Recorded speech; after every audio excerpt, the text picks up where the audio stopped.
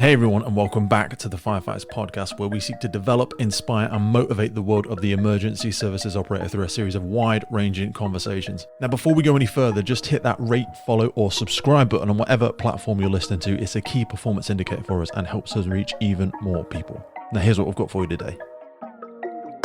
When you've got nowhere to go, the idea of joining the military and seeing the world sounds like a good option at the time. There's a time to be mercenary and to, when you're first starting out as an entrepreneur, for instance, you do need to, your idea has to compete for its place in the world. But then once it gets past that point, when it's established itself and you've got processes in place, then you've got to think about moving around the cycle. All that stops us is ego. The ego is only scared of two things: not getting what it wants, which drives people to go forward and to climb the sticky pole. And when they've got it, they're scared of losing it, which drives them to pull the ladder from underneath them. When you get to the top of the tree, unless you're very enlightened and start transforming your own organisation and making it a more sustainable, socially just, spiritually fulfilling place to be, then you just carry on doing what all the other chumps have been doing that were there before you. Archimedes said, give me a lever long enough for a place to stand and I can move the world. Leadership is the lever and the place to stand is humility. Don't try to be the font of all wisdom. Knowledge is not immutable, it's always moving. I think the biggest challenge that organisations, whether it be the fire service or whether it be the military, is they're running on a programme that was invented about 10,000 years ago. Our competitive advantage, our evolutionary advantage was our ability to collaborate. Don't try to fight the existing reality, create a new one that makes the old one obsolete.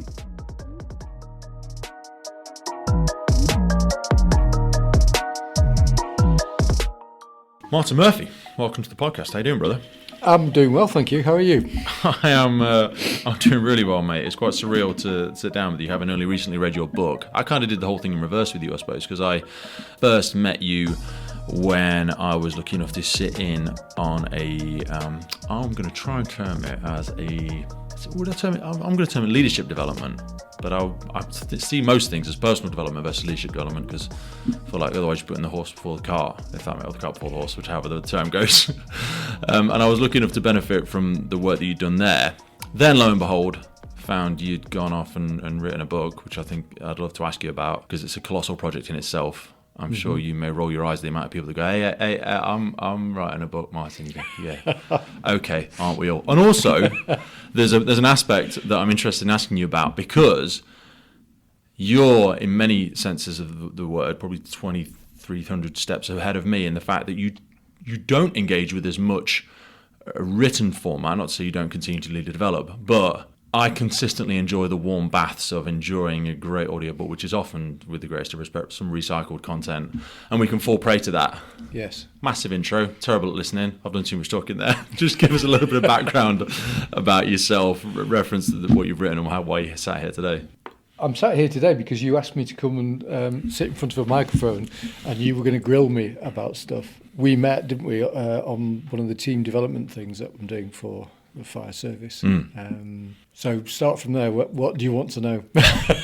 So why on earth are you somebody that we were asked to sit and listen to in terms of helping us develop ourselves? Because we're encouraged to listen to a lot of people, but it's the tip of the iceberg. I was largely unaware, and even after I then went into a second session with you, having the benefit of reading your book, Mercenaries to Missionaries, it sounds really harsh, because I had a greater level of respect for you the second time because I understood a little bit more about you, and there's probably a great aspect of holistic, the way we look at people there. Your background is not certainly not in the fire service, certainly not in the emergency services. What is your background? Well, my background originally is running away from a dysfunctional childhood, family home, and joining the military, and being someone that's not really, wasn't really very good with authority. I always made my way to alternative units that didn't need so much square bashing and what have you that you'd normally associate. Isn't that a typical thing? I hear a lot of people gravitate towards the military running away from something, but there's an irony in running towards something with so much structure. Is there an aspect of having not enough structure in the development of someone's life, in that they run towards structure, but then, as you rightly have, a lot of people have this visceral pulling away from authority when they get there. So surely there's a hypocrisy in that. There are a lot of people that, if they've got troubles at home, end up going to the military. We can see that in Russia at the moment. There's a lot of conscripts over there wondering what the devil are we doing here. And some people naturally have gravitated towards it, sort of like disaster tourists that seek a purpose, which is great. And I'm the same, like the serial addict. I feel like I need a goddamn purpose, and I struggle with mediocrity. So I can empathise a little bit. Not that I pretend to have been in the situations you've been in. You know, when you've got nowhere to go, the idea of joining the military and seeing the world sounds like a good option at the time. Fortunately, I was had a couple of O levels and what have you, and they kind of had me earmarked as a potential officer from. But of course, I just exploited that unmercilessly by getting on every trip I could. So I ended up going to the Himalayas, leading, climbing a walking expedition out to the foothills of Kanchenjunga, and then they'd say I'd come back. Oh, do you want to go back and do your officer thing now back in the UK? And I was based in Hong Kong at this time. How old have you been then? Sorry, 18, 19. At that time. Does that not feel like a young age to be quote unquote identified fully? How did it feel when somebody said, "Oh, we identify you as a potential leader"? Was that an ego massage, or was it? How did it feel? This isn't going to sound good, but it didn't really sound much of an ego massage. You know, the way the military do their officer training and stuff.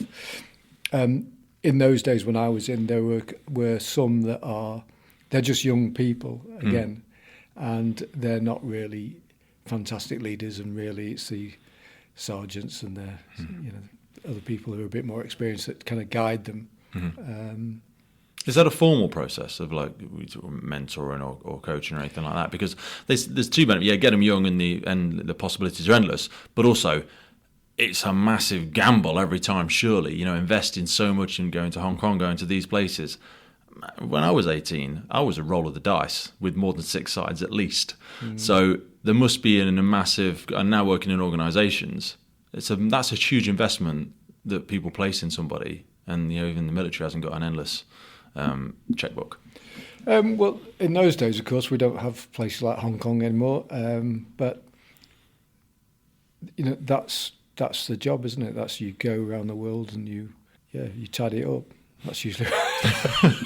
Do you think because of that, then it creates those great leaders? Because a lot of organisations that you work in now, it might sound like an elitist opinion, because they may not have the colossal infrastructure and the historic sort of, for want of a better description, breeding that is within the military, where they naturally, not naturally, but the grooves that are required to cut a leader's teeth on are almost already there, and people they go into that. They'll all have a different journey through it, but you do a lot now helping people build these leadership things, but they don't have the level of organisation, they don't have all the history that the military has.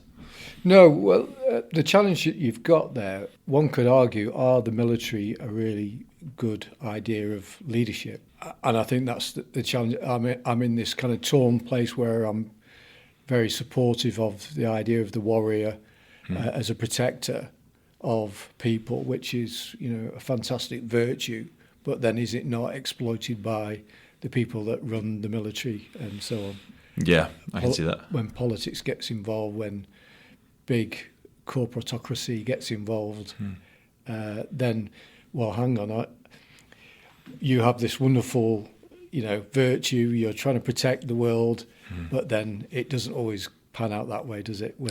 No, I watched, and this would sound like a really, you know, demonstrate my lack of knowledge of the industry, no doubt, but I watched A Few Good Men again recently. I'm sure you're familiar with the film A Few Good Men, and, you know, the old aspect of you can't handle the truth in it, you know, that idea that it takes a warrior to beat a warrior. You've got to not create a monster, but some of the things that we require to develop such strength in people's leadership, decision making, their ability to assess risk and what's tolerable, is very different to what we exist. And people are really, really employable out of the military. You know, we see just to think of like Tesco's, and I'm sure there's 1,000 others. They want people that are ex-military because they've been able to exist in an environment that we couldn't create, but we want what's been created by it. Gotcha, yeah. Do you know what I'm saying? Yeah, I think the challenge that the military's got is a similar one to most organisations. If you look at leadership, it tends to be command and control. That's what people associate. Okay. And the biggest challenge people have got is the fact that actually we collaborated our way to the top of the evolution tree. Okay. We did, and so the idea of competing for things, we'd be much better off collaborating. You know, it's bringing it to the fire service. It's built on what started in 1948, and it's built on the naval tradition. Massey Shore, yeah. And of course, that's all command and control. Now, yeah, I'm sure companies do, like Tesco's, do want people who are good at taking orders and, you know, quite transactional. But that's a very simplistic view of the world. And a lot of the military, management and leadership models are all based on a world which is all competitive.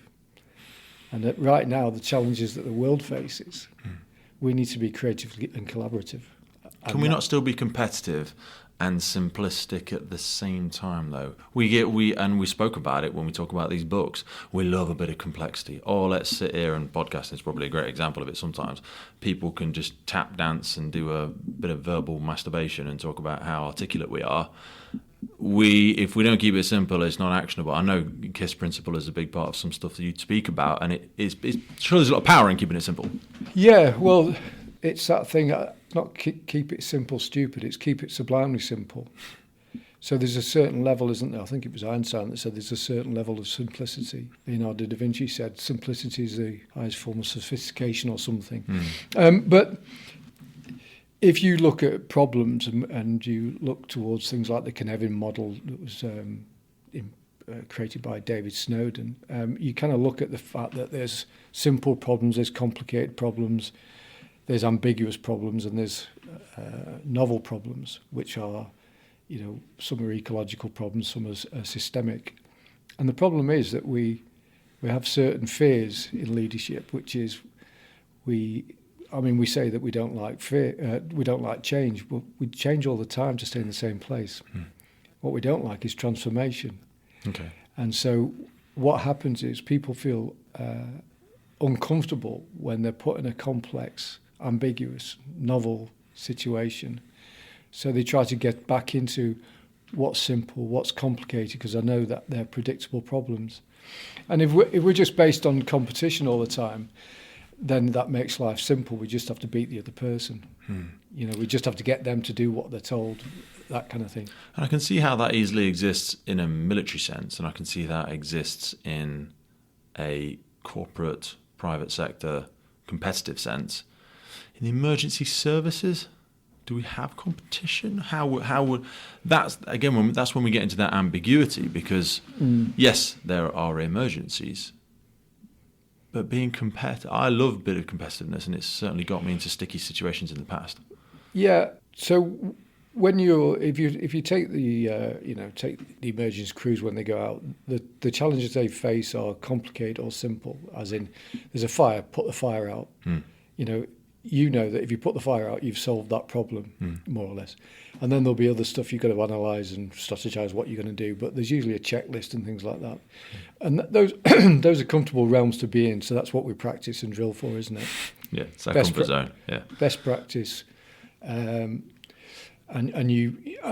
What happens with competition when you move round the universal life cycle and you go towards more complexity is that those values of competition you turn in on yourself. So you don't command and control everything else around you outside. You control what's going on inside you. You compete with yourself. So a top-class athlete doesn't really worry about what other athletes are doing. They're worrying about what they did the day before and how do I get better. So that's the path of excellence, isn't it? You're just competing with yourself. And you maintain self-control. It's quite a torturous cycle, though. Today's podcast was brought to you by our friends over at Willingwood Watches. On the 27th of April, William Wood Watches launched their new limited edition watch, the Bronze Triumph Jubilee. This was launched to celebrate the Queen's Jubilee this year, and it's the first time ever they have produced a bronze version of their beloved Swiss-made Triumph collection. They are using specially repurposed purple hose, that's easy for me to say, and still keeping it in keeping with the bronze Swiss-made chronograph watch. There is no better way to commemorate the Queen's Jubilee with that plum violet, but of course you can get your combination of the straps as well. They've got the red, the blue, the yellow, the green. I'm sure you are all well aware of William Wood Watches. They make those incredible luxury watches from upcycled firefighting equipment. They have been with us since the very origins of the podcast, and you can find out more from them by heading over to williamwoodwatches.com. Now back to the show. Because I've got me versus me tattooed in me back, and I've worked in marginal gains, and I'm sure there's that addictive part of me that's attracted to that. But I also know it's like a form of self-harm, and I don't know if that speaks to anything within you, or certainly I imagine spent time with top-level athletes, it certainly speaks to them. It's a torturous cycle wanting... It's good to never be completely complacent or completely at peace with your current level, but there's a spectrum on that as well, though. I get attracted to chaos, but that's hard for the people around me. And it's certainly hard to be an effective leader, I've found in the past, if you're constantly drawn to chaos and you're constantly trying to...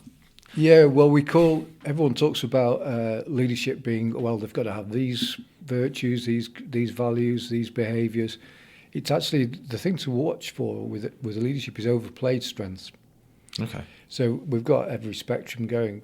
If you're quite competitive, then you'll be assertive in the way you approach things.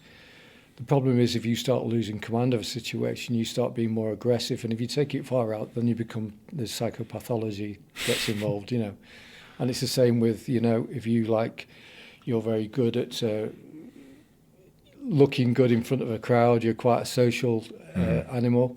Problem with that is it ends up as narcissism if it's taken too far. And this is what we've got to look for with leadership, is not being, making sure that they don't fall to the overplayed strengths. You do a wonderful part of this. I've only experienced one of your workshops, which was perhaps geared to people first being introduced to some of the fundamentals of it, which I always think is wonderful to go back to those fundamentals. Just if you could speak to or expand on when you talk about those overplayed strengths, because I remember distinctly I want to say a game or an exercise we played about what you believe your strengths to be, and then it was almost a process where people could acknowledge your strengths by you assisting them with cards that help them articulate that. And I know there's a thought process sat behind that. Using the KISS principle, keep me in the conversation. Remember, I'm a knuckle dragging firefighter. If you could expand on that for me.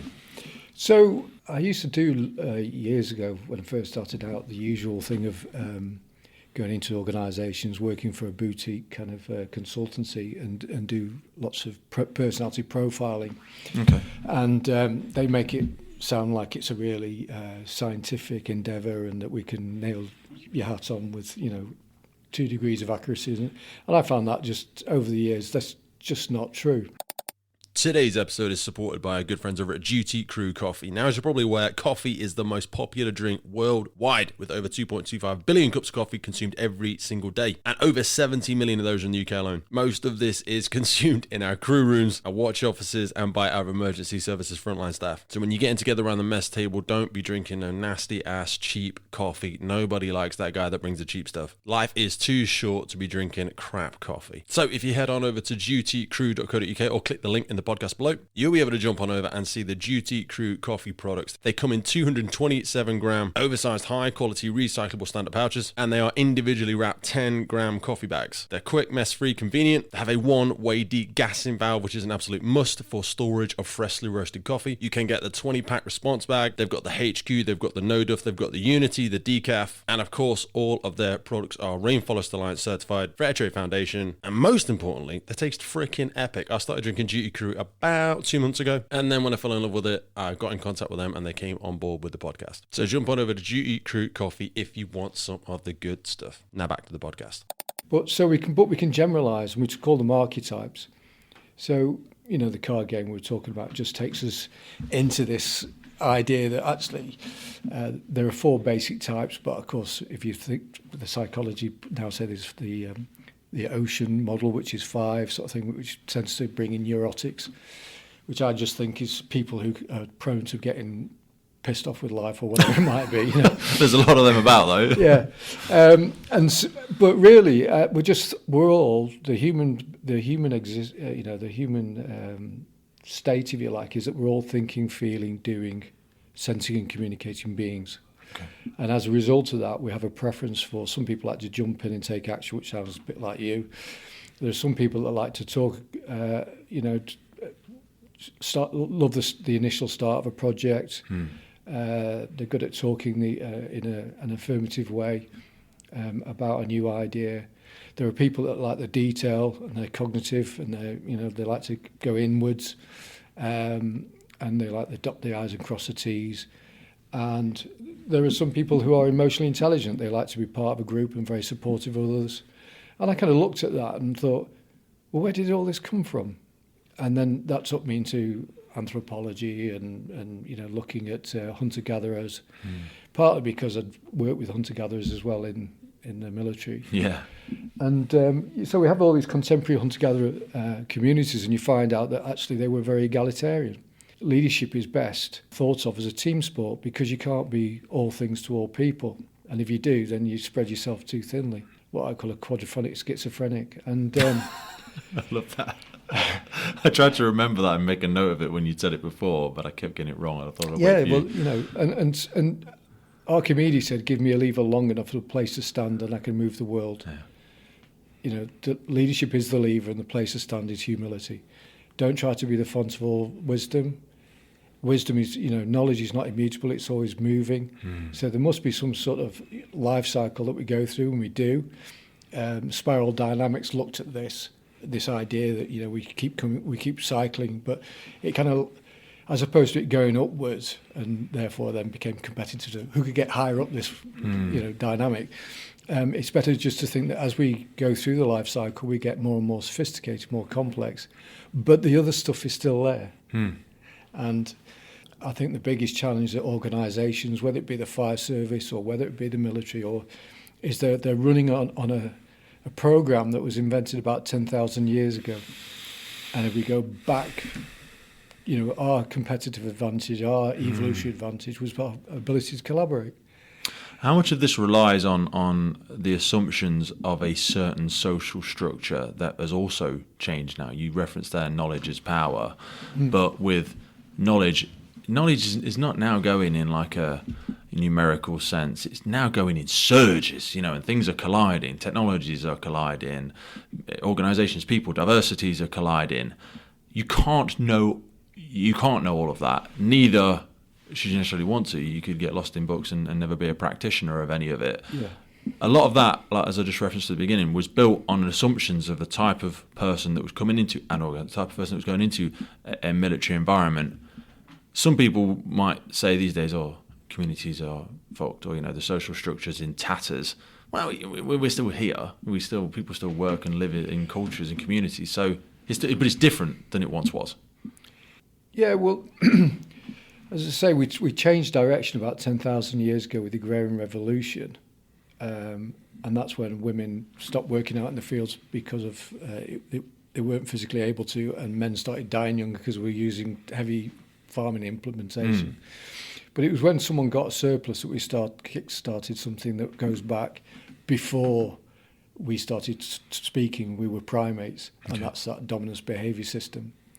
And for some reason, it kicked back in. Now then, if as an adult you go back and see your child, as an adult, grown adult, you go back and see your parents, your inner child is still in there. Your inner stroppy teenage is still in there. If you go back and your parents start telling you to wash your hands because you've been to the toilet or whatever, or you're about to eat, and you can start snapping back as a teen. That all those elements are still in there, and they are still in there as from our primate stuff, right at the base of the spine. Yeah. And we've got all that to wrestle with. Now, of course, in the last 10,000 years, we've been playing a game which is, might is right. And it's a kind of finite game, and it will only last so long. And when you look at systems, when I left the kind of security world, I did a degree in environmental studies, and that's what started off that. That started the journey for me. what I realised was that, it's working now. But when it goes, by gosh, it can go quickly, you know. How much of a perspective shift was that? Because I know, I won't name any names, but I know you referenced, I want to say a student or a client of yours who you'd worked with and then went and did a load of environmental and agricultural work. How much of that was outside of your realm of perception from where you were in the security and the military world, and how has that changed the way you look at the things now? Massively, because what the environment and the ecology teach you is that we're all interconnected, and of course that doesn't fit with a worldview. When you approach the worldview with a simple and complicated lens, then you miss out all the complexity. And so there isn't, for instance, politics being pointless, these two sides of an ideology. That's like voting if I have the accounts department in charge for 5 years, and when they've cocked it up, you go, right, well, let's get all the firefighters, they can be in charge for 5 years, and so on, HR or whatever you want to say. And so you have to look at life and what's going on with greater, it's richer, it's more complex, with complex adaptive systems. And you find that in organisations, on the one hand, the control structure. Well, if you look at an organisational chart, the only thing that looks like in nature is a predator food chain. Most of them are pyramid-like structures, aren't they? Yeah, absolutely. And yet, in any organisation, you can have this org chart, and it's got nothing to do with where the power is. They run along informal networks. So when you run a watch is very egalitarian. Fairs tends to be fairly egalitarian, doesn't it? Mm-hmm. And that exercise you did on that day, that was an immediate kind of, right, forget about the ranks and stuff. Yeah. It was just spontaneous self-organisation. And it kind of shows it's good if someone's a leader and facilitates something, gives an idea, or there's a way of making that work more effectively. But really, people will just get on with the job. And if you put them in unusual situations, which the idea behind the exercise is to make them feel uncomfortable, that when we're faced with novel and ambiguous situations, we tend to, looking at the physiology of it, we start feeling uncomfortable. Where do you feel that feeling? Oh, I never thought about that. In my stomach. Well, that's where the adrenal glands are. Yeah. And if you're in an organisation and you've been trained for so long to think, I can only handle simple, I can handle complicated, but I don't know the answer. I don't know what's expected of me. Talk about, because you said about that org structure, and I remember you giving an analogy where you flipped it on its head in a tree-like fashion. And I'm going to fail to recall the accuracies of it, and I will fumble my way through it. So if you could expand on how that analogy fitted in our session, certainly. A quick reminder for all of our listeners of our monthly giveaway. Now, as part of our partnership with Hikes, Rosenbauer and Tallyman, we give away that little bit extra to our podcast listeners every single month. You can get 2 personalized BA tallies. These are hardware, and they've got your own name on them, they've got your own service number on them, and they have the podcast logo on the back. And then for the juicy stuff, Hikes give away a pair of their incredible footwear. And some of the stuff is pretty expensive stuff, to be honest with you. We try and switch it and change it every month. We are guided by the gods of Hikes to make sure we are giving you exactly what you need for that time of year. So it might be boots, it might be trainers, and then once every quarter our good friends over at Rosenbauer are giving away their Boros B5 Firefine boots as well. So to be in with a chance to win, jump over to our social media platforms or YouTube, where you need to tag a member of the emergency services in the post, be following our page, and you will be in with a chance to win at the end of every single month. Back to the show. So humans are a part of the natural world, and we kind of, in our own heads, we've divorced ourselves from it. We tend to see in this very mechanical reductionist way. But if you were to, it's of a pyramid of an organisational chart. If you were to think about how a tree operates, so a tree is growing up. When it first grows, it's in the entrepreneurial stage, a codependent. It needs loads of resources to grow, but then it grows, and then the structure develops. And then from there are all the branches, and all the branches are different, and they're all contextual depending on what, which side of the tree are, where the sun's facing. As the tree grows, it puts out roots, and between the roots and other trees are these microfilaments. They communicate through these fungi between trees. The tree rises up, the branches go out, and at the end, where the information is, are the leaves, and then the fruit and all the rest of it, and then the birds are the clients. So if you see a tree like that, what you've got is the support of the branch, of the trunk, drawing in resources and information, but most of the information about the clients is on the edges. Yeah. And they're the ones facing all the weather as well. They're the tip of the sword. They're the ones getting bashed by the environment. That's right. But that they're responding to what's out there. Yeah. It would, they don't hold fast and wait for them to be told to react. They just react. Yeah. And so what should happen is that the support departments and the leaders, if you like, should be the trunk. But what happens is, because that's not where the money is, we've got to be the top of the tree. So you turn the tree upside down. See how long it lives for. So and so you get the roots out of the ground, so they don't talk to other trees. It's torn up from the environment. All the weight pushing down is all these support departments that are all siloed, are all pushing down on teams, and so are the leadership, because they're just giving orders. So they're stuck between, and they can't really support. It lessens the ability exactly. to They buckle easily. They're under that much pressure. They've had less nutrients and growth and development than perhaps the trunk has had. And again, there's so much. I loved it. That's why I wanted you to bring it up. Yeah, and that's what organisations are primarily like. You get this top-down influence, but throughout history, throughout this, time when organisations have had like a chieftain, usually a big white male, they're usually ones that mess it up, aren't they? But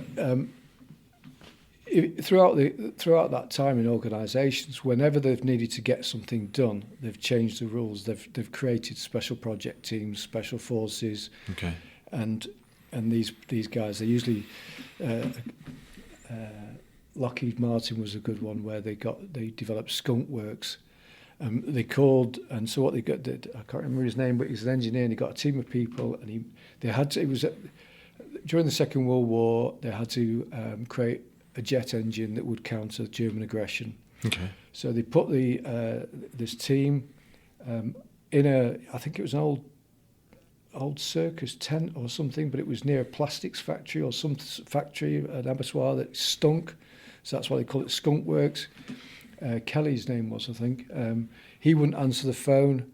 They said, right, we need this jet engine doing, and they just agreed over a handshake, as opposed to reams and reams of documentation, bureaucracy.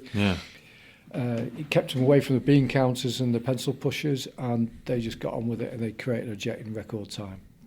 And they've still got it now, it's the skunk works. And you always get that. You usually get, the SAS was invented because they were Sterling with a broken leg forced his way into the Middle East Command, and said, confronted the boss type thing. Said, look, you need different kind of people. And the Americans started Delta Force because one of the Americans were working with the SAS during the Second World War. They went back and reported about if you don't have a team who can think for themselves, and of course it's funny, isn't it? These special forces teams always have an affinity with the hunter-gatherer communities that they work with.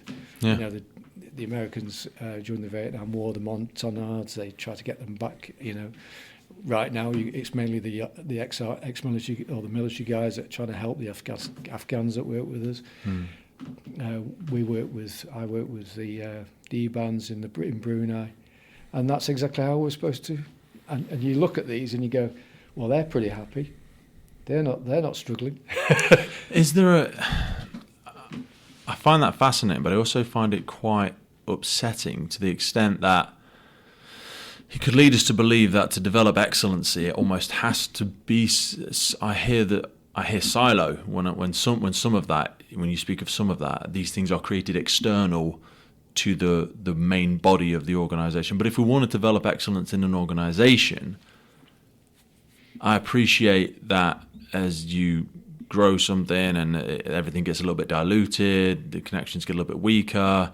There's an analogy of size of things and how that gets dissipated and how things get shared, and how it's harder to turn up the temperature of a larger structure than it is to turn up the temperature of a small glass of water, for example. So, but if we fall into the trap of thinking we can only develop excellence in something purified, external, separate from the main organisation, how do we develop in the organisation?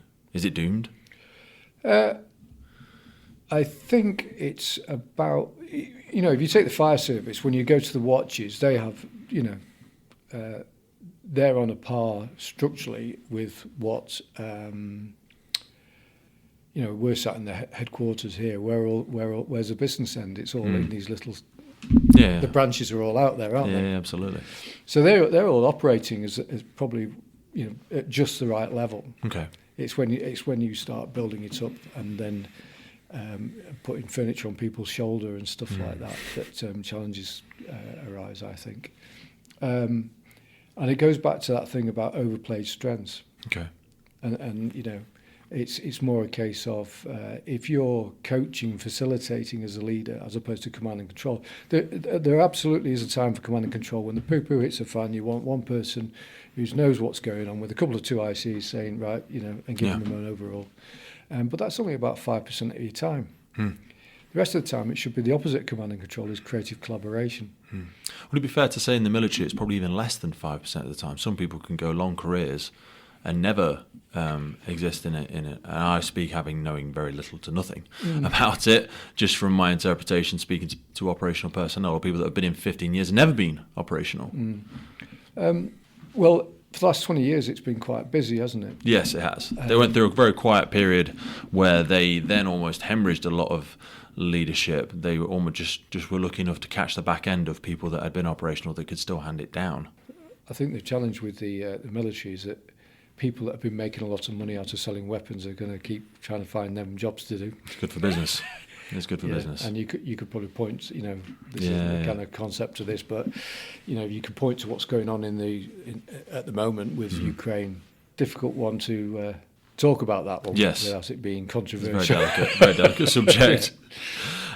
Change gears for me and take us back to. I want to flip back to our origins because reading into the book, which we're going to reference in the notes for this podcast as well, we start off with the story of the desert rats, where you were probably a very different person that sits before me today. Expand on who the desert rats are. Well, not really. No, the desert rats were we called ourselves the desert rats because of where we'd come from in the past. It was a group of us that went out to.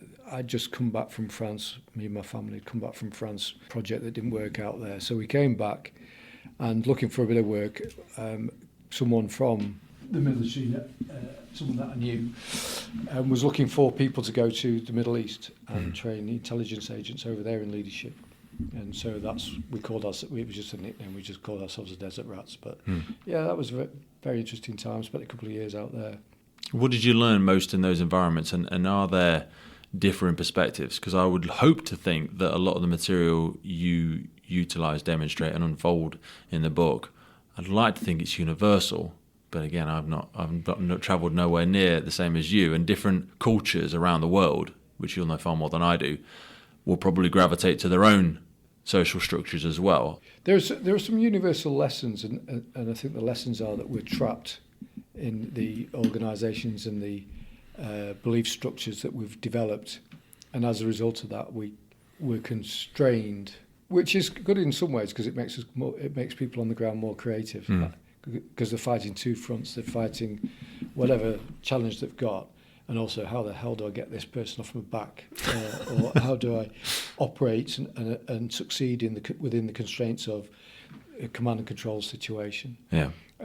I find a lot of people from various places around the world in different organisations feel that they're operating in a system where they feel trapped.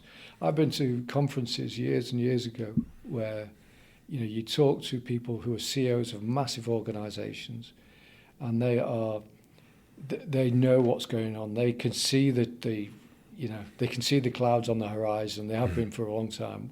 We've been talking about climate change for 20, 30 years, haven't we? the latest pandemic, it's been on the horizon, been coming for decades. Yeah. They're really smart, but everyone's trapped. Why are they trapped? And is there any hope for There's it? a universal Or is challenge so much we have to cut off, cutting off a dead limb. There's part of that, but there's the universal trap of, okay, how do I change the world and leave this system that I'm in? So whether it be your work, your organisation, or whatever, or changing this organisation, how do I change that when some people are at the top of the tree and they're benefiting with it being the way it is? Yeah, they get rewarded for the behaviour. So how can I leave that and operate in a different way, like SF, like the watches do here, without starving, basically? Because these are our masters, aren't they? We live in a socio-economic world. We need to continue to sustain. We have lives and families and things that need bills need paying. In the meantime, we're heading towards an ecological cliff, and what's more, we're racing. So right now, we've got two types of people. You've got tech optimists who say it's great. All we have to do is carry on, go as fast as we can. Technology will get speed us up, and then before we know it, we can load our brains up into the cloud. And we can fly off. We can all bugger off to Mars. And then you've got the eco-pessimists that are saying, "Well, no, we've got this great problem. We've got, we need to turn around." And they're trying to argue with these people who see the world in simple, complicated terms, who just happen to be the winners of this paradigm because they're great at competing. Yeah. Against people who are quite nice. And unfortunately, what's going to happen is the ecologists have got to go away and go, "No, there's no point asking those people. They're not going to change." Buckminster Fuller, who created the geodesic dome, he said, don't try to fight the existing reality, create a new one that makes the old one obsolete. A lot of that requires the tools of capitalism as well, though. There's an irony in that statement. And just expand, on the for people who aren't familiar with it. The geodesic dome is, you see a lot of tents these days, these round tents and that kind of thing. Well, he invented that. That was one of the things that he did. But he talked a lot about... And that model's been used in quite a few... Isn't the Eden Project a geodesic? Yeah. Yes. That's right. Yeah. There you go. Yeah. Sorry. I knew the reference, but I didn't want people to skip over and miss it. He was a guy that was about to commit suicide and drive into a lake or something, and then he just said, "No, what I'm going to do, I'm going to use what I know to benefit mankind." And so that's why being purpose-driven is always a good thing. But I remember, the film I, Robot with Will Smith, where he says, if you think you're the last sane person on the face of the earth, does that make you crazy? And there's an aspect that screams of that person's reality there. And coming back to that speeding towards a cliff, I don't know that we can continue to just observe that, because to use that cliff analogy, some people are saying the runway's going to crumble before we get there, and the people driving the spaceship are going, "No, the technology will take off before we get there." Yeah. And they're going, "You're going to go off the end. You're not seeing it, and you're going to take me with you. It's crumbling. Stop." But that keeps speeding forwards. Yeah, so this goes back to what we said earlier about overplayed strengths. Okay. So what you've got is people who are empathic and kind of social, probably would like to see change and what have you. But the people who are command and control, they've got the people who've got the resources that could make the biggest change are not actually changing. That's the challenge. Yes. But that's rapidly increasing. That's getting exponential now, from terms of wealth and what that allows them, and the opportunities that allows them, and how organisational structures, including the emergency services, which is the least of our problems to a certain extent, they're getting so high. Yeah, and the thing is, you start to believe your own bullshit, don't you? Don't we all? Exactly. And you're surrounded by people that are also being rewarded for the same bullshit. Yes. Groupthink falls in, and then off we go. Yeah, and the people below you. I was talking to a guy who developed a platform where he could test a major company, a big company, find out where the better leaders were. And he went in to speak to this guy. It was a head of a bank abroad, I won't mention names there. Had something like 30,000 staff. And he went in and he said, "We found your 3 best leaders." And the guy, Weston, said, "Who are they?" And he gave them the names, and he just said, "Don't talk, don't be ridiculous. I don't even know who those people are. Get out, come back and see me tomorrow." So this person that I knew thought, well, I'm going to get my ear chewed off now when I go in. We failed this project. And he went in to speak to the guy, and he said, those 3 people that you mentioned that I didn't know, I went and spoke to them. They're brilliant. I've promoted them. And the 3 guys below me, I've sacked them because they've been keeping them from me. And that's the challenge that you've got. I'm going to attempt to say it's an easier decision to make in private organisations. And this brings me on to a carrot and stick question, which is in public sector organisations, trying to manage somebody who you believe you've made a mistake, you've accidentally given someone a promotion, they've not been on a 6-month temporary whatever to show me, oh shit, oh no, you're not the right person, sorry, let's try again. To demote somebody or sack them, you think you've got carrot and stick, but when actually your stick is a foam padded loofah and you realise you can't hit them, not that you would want to, but you haven't got a stick. So how the hell, when you realise you've made a mistake, it's easy to get in things, harder to get out of them. Yeah, and that's the universal thing, and that's because you've got hierarchy, and you've got these rigid structures, and the rigid structures are there and put in place and made more rigid by the people above you because that's how they keep hold of power. There's the thing that goes wrong, the universal life cycle. If you imagine in the days where they went to America, there were explorers. You get pioneers, then you get colonialists, and then you get settlers. That's what's supposed to happen. The hunt. If you go back way further than that, you've got the hunter-gatherers, shaman scouts. What contemporary hunter-gatherers do, which tend to be quite egalitarian, is that they have these things called stops, strategies to overcome power. So when a hunter comes back with some food, the gatherers tend to do more of the work and bring in more of the stuff. And men or women can be gatherers, by the way. Men and women in these societies, in communities, can be male or female. They don't have any. Well, the lionesses tend to be the hunters, don't they? So all the things that we want in society are already there. We had them before. When the hunter brings back food, they just take the mickey, you call that a buffalo or whatever? Yeah. It's a bloody cat or something. Anyway, give it here, and they share it out. And this is how it's supposed to be. And there's a reason for that, because that makes us more adaptable. It's better for there'll be a time when the hunter's wounded perhaps, and then they need the gatherers to look after them and feed them. So from a survival point of view, it's a superior strategy. We're the services, the military, the big organisations, they're all going to have to go through something like this, or it'll collapse. It'll collapse under the strain of bureaucracy. It'll never become agile and nimble enough.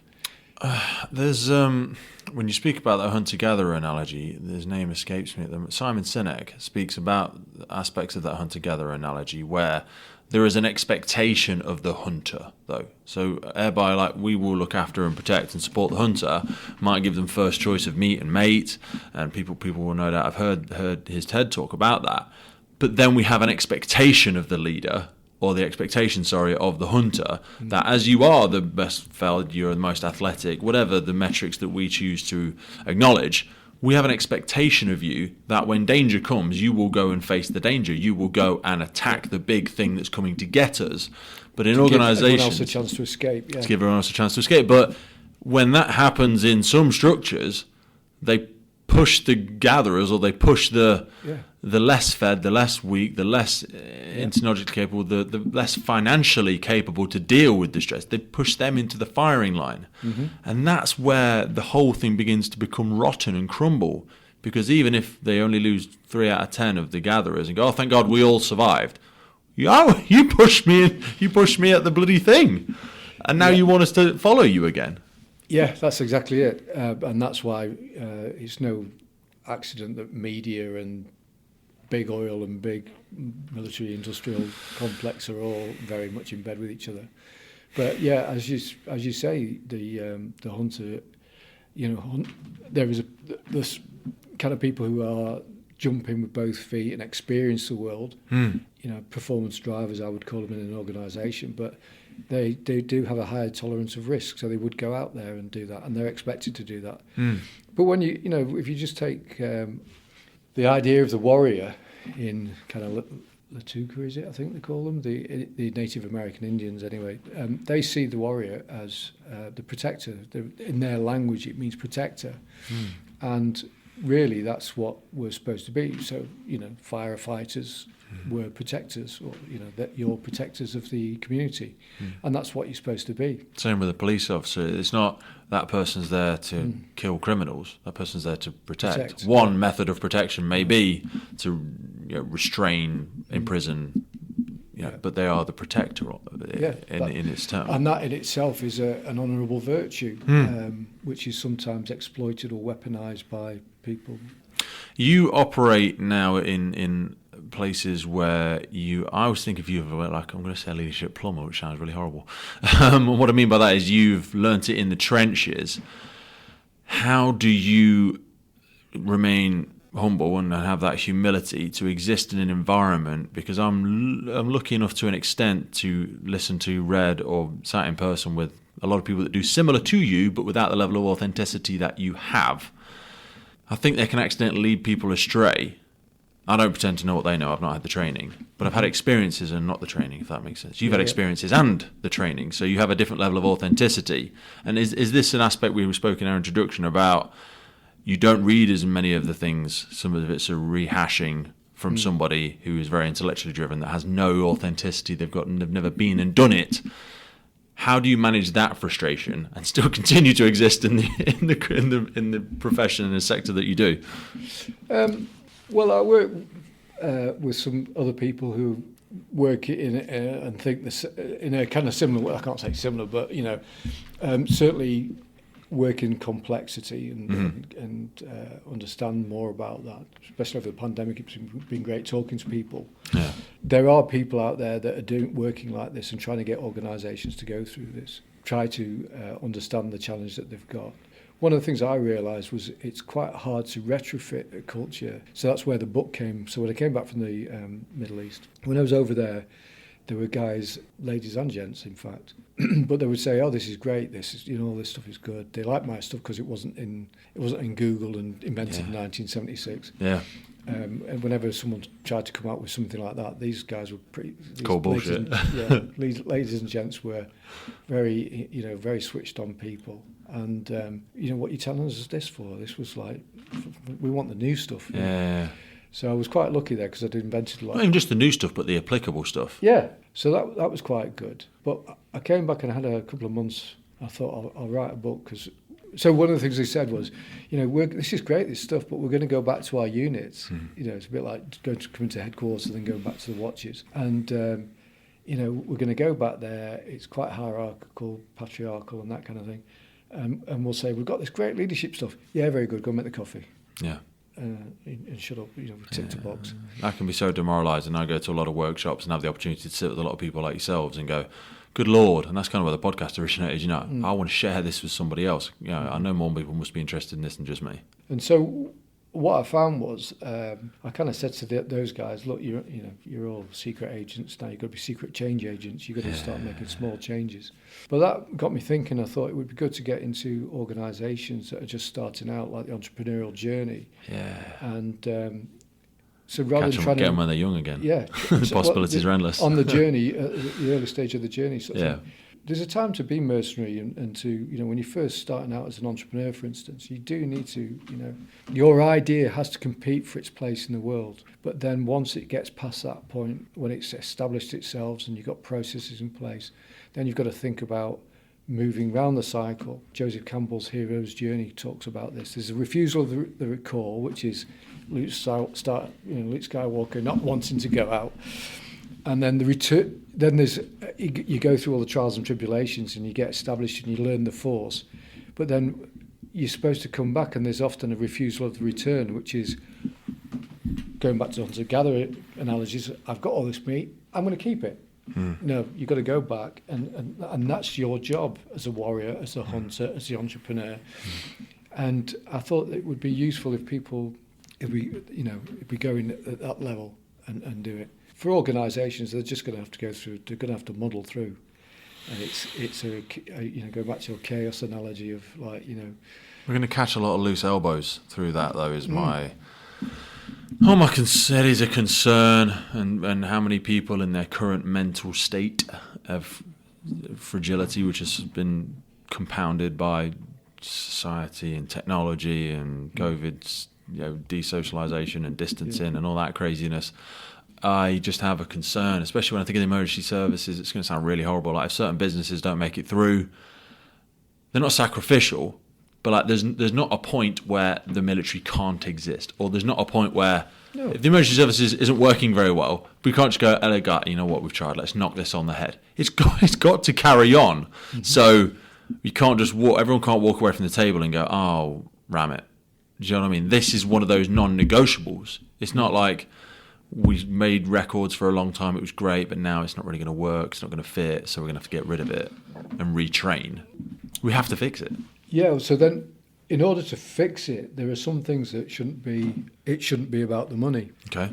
And if you were to work in a way where the tree was actually the right way up, perfectly capable of operating like that. There's no actual bars to things working. All that stops us is ego. The ego is only scared of two things: not getting what it wants, which drives people to go forward and to climb the sticky pole, and when they've got it, they're scared of losing it, which drives them to pull the ladder from underneath them. Cut the rope they've just climbed. Yeah, absolutely. And then they switch back to the dominance behaviour system, which is where we were primates. So inner primate, I call it the inner chump, comes out. So the inner chump is competitive and controlling. It's hampered in its ability to see reality because it's driven by unconscious bias. It's motivated by fear and greed, and it's paradigm blind and paradigm inertia. It just doesn't want to move from where it is.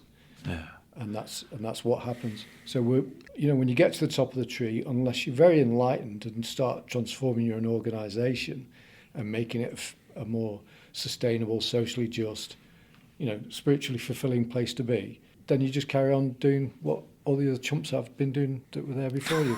Just in a moment of transparency, I'll say to people, I've got notes in front of me for everyone listening. I try and reference to the notes, but I find myself fixated like a rabbit in the headlights, and I don't know if subconsciously you're picking up on it, because every now and again you'll start talking, and I'm like, I need to check my notes because there's things I know I want to ask you, but I feel so engrossed.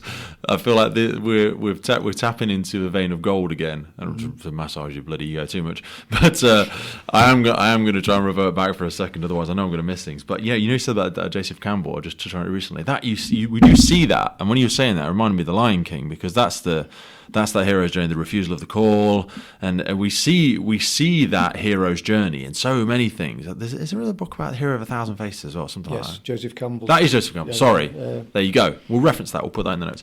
I wanted to ask you about core conditions for success. And I almost feel reluctant to use the word success, but there are those core principles. Just because you've shared so many wonderful acronyms and mnemonics there, I don't want to. But these are useful. These are useful. That's why I want you to say it. So I put that in the book because a lot of performance development stuff and goal setting and stuff like that is actually. I have a problem with that, in the fact that you can set a goal, and then because you haven't got the goal and you see other people getting the goal, people don't realise or don't acknowledge how much luck there is. Serendipity is involved. You can try all your life and never be successful in business. And there are lots of people, I mean, the going in a business, for instance, I think it's something like 1 in 400 I heard from some guy a couple of people who are supposed to be experts in the field. Only 1 in 400 people create a business and actually succeed to the point where they can sell it. There's a great book called The Undercover Economist that speaks about that as well, and it is, you're absolutely right, economists, although they're a lot of the time observers, they're good observers, they get it right most of the time. So if we were all playing a game, Simon Sinek talks about this, about the finite game and the infinite game. Yes. Yeah, he's another one that just writes stuff that's, like his purpose thing came out. Yeah. Man's Search for Meaning was and before that's probably Viktor Frankl. But if only 1 in 400 are going to succeed at it, then we need to change the system, don't we? Because otherwise it's just wasted potential. going on selection sort of thing for military units I've been involved in, there were fantastic guys there who just had an injury. Yeah. And they thought, oh, that's it, I'm injured, I'm not going to try it again, because it is a bloody hard work, some of these selection things that we do. But they were brilliant soldiers, much better than me. And then there were some people who were complete plonkers, and they got in too. And you tend to see them on television quite a lot these days. But so I'm not going to put you in the bracket of the plonkers. But what? How did you make it through? You're fit and healthy. You're not a Greek god. I'll be honest. Neither am I. But how did you make it through? You can't have been consistently lucky, or if you were, how were you? I think there's a certain amount of luck, and that just bloody stupid, really. Just persistence. Just blind optimism and persistence. No, I don't think I was stupid enough to start and ignorant to keep going. There's a wonderful saying. They say, try be the grey man. Yeah, what does that mean? You hear it a lot. Well, people, when you're in a selection process type situation, they're looking for things that stand out. And if you stand out because you're very fast, and they're always waiting for you to mess up. And if you stand out because you're too slow, then you'll be the first gone. But if you're in the middle, then at the end they go, who are you? I'm Murphy. Oh, well, I suppose you're in then. That's the best way to be, sort of thing, How can you be the grey man if you have been rewarded for certain behaviours in the past that wouldn't suit the grey man thing, but you still have things that you want to achieve, but you feel, and I certainly feel, dogged by my old behaviour, the old analogy of, I can't hear what you say because who you are speaks so loud, I can't hear anything you say. Do you know what I mean? I feel that. I feel like I get judged before anything's come out of my mouth. And I appreciate a certain amount of that is my fault from the way I look and speak and behave. Well, this goes back to what is the core thing? What does that stand for? And I think in personal development, as I said, there's quite a lot of luck. If you're setting goals, it's a good idea to think, rather than think I am going to go from A to B, think about performance goals that you have got, and the rest of it is an exploration. It's about sensing and feeling your way forward, as opposed to being dogged. It's so counter to goal setting and SMART goals and all this sort of thing. But I think that there's a certain amount of things that you can do, and that goes back to that core thing, which is, it's committed. You're committed to doing whatever it is that you're doing, totally committed, that you take, and so you take ownership of everything, even the results that aren't your fault, they're someone else's. If you don't own all your results, then you therefore lose power, and that we give our power away a lot. That's a volunteer victim. It could be another conversation, but I probably haven't got time. Sorry. But then you've got to be results focused, so you just focus on the results. Then you're excellence driven, which means going back to you compete with yourself, and you just look at your results from yesterday, and if you've gone forward again today, oh good, sometimes you go back, sometimes you go forward, but that's what you rely on. So that marginal gains cycle then repeat. And I got those. I didn't invent that one myself. That was some Olympic coach I was listening to in Bangor University, and he said we found that the people that did that tended to be, on the whole, better. They got better results because they just focused on what they had control over and control the controllables.